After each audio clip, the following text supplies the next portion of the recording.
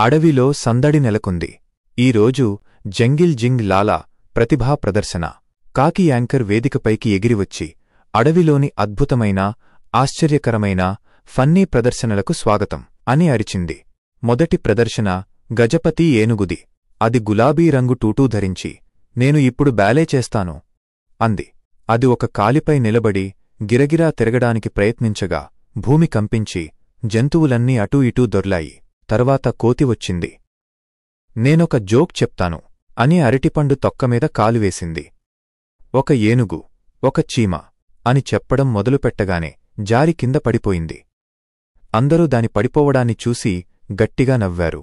నెమలి తన అందమైన పురులను విప్పి ర్యాంప్ వాక్ లాగా నడవడం మొదలుపెట్టింది.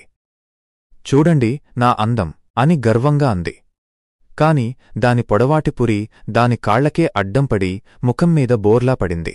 ఇప్పుడు నా మ్యాజిక్ చూడండి అని పులి గర్జించింది.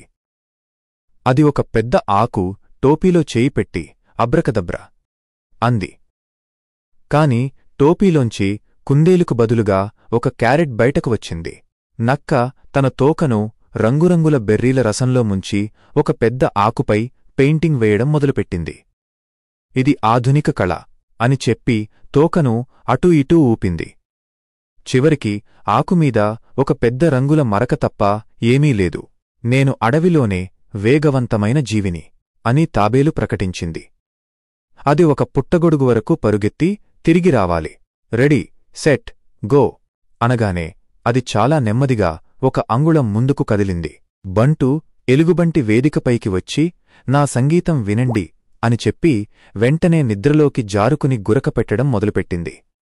దాని గురక శబ్దానికి పక్కనే ఎత్తుకు దూకడానికి సిద్ధంగా ఉన్న కప్ప ఉలిక్కిపడి నేరుగా బురదగుంటలో పడింది. కుందేలు మైక్ పట్టుకుని కిటకిట పటపట చకచక అంటూ చాలా వేగంగా ర్యాప్ పాడటం మొదలుపెట్టింది. దాని వేగానికి న్యాయనిర్ణేతగా ఉన్న గుడ్లగూబకు తల తిరిగి తన కొమ్మమీదనే నిద్రలోకి జారుకుంది. కాకి యాంకర్ నవ్వుతూ వేదికపైకి వచ్చింది. ఈరోజు విజేత మీరందరూ అని ప్రకటించింది. మీరు అద్భుతంగా ప్రదర్శన ఇవ్వకపోయినా అందరినీ కడుపుబ్బా నవ్వించారు. జంతువులన్నీ కలిసి ఆనందంగా గంతులు వేస్తూ జంగిల్ జింగ్ లాలా అని అరిచాయి.